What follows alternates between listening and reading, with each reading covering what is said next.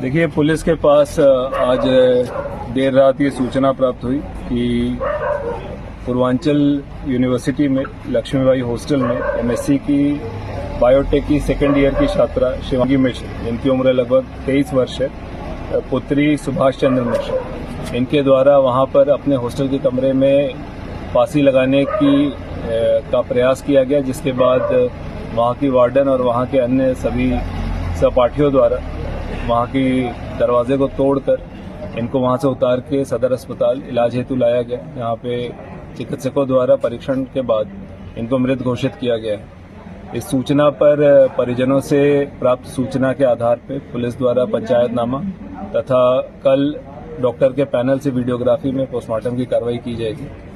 अभी तक की जो जानकारी प्राप्त हुई है, जिस समय पे इस प्रकार की उनके द्वारा क्षुब्ध होकर जो ये घटना कारित की गई, उस समय पे इनकी बात इनके होने वाले पति आकाश से मोबाइल फोन पे हो रही थी, तो उनसे भी गहनता से जानकारी करते हुए तथा शेष वहां पर जो अन्य छात्राएं हैं, जो वार्डन हैं और परिजनों से जो प्राप्त सूचना है, उसके आधार पर इस पूरे मामले की गहनता से हर बिंदुओं पे जांच करते हुए अग्रिम कार्रवाई की जाएगी। सर, कुछ मामला संदिग्ध लग रहा है कुछ?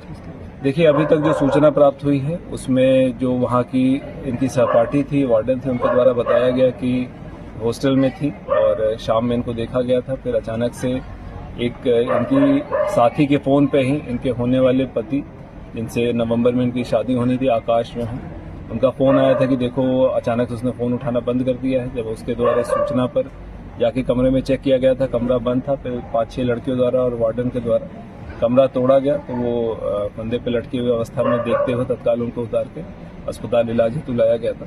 अब इसी सूचना पर और शेष जो सूचनाएं हमें प्राप्त होंगी और टेक्निकल जो डेटा हमें प्राप्त होगा और पोस्टमार्टम में जो चीजें निकल के आएंगी और परिजनों की जो तहरीर प्राप्त होगी, उसके आधार पर पुलिस अग्रिम कार्रवाई। अभी कोई तहरीर मिली है परिजन कोई आरोप? अभी परिजनों द्वारा इस पूरे घटना के बारे में एक सूचना दी गई, जिसके आधार पर पंचायतनामा और पोस्टमार्टम की कार्रवाई की।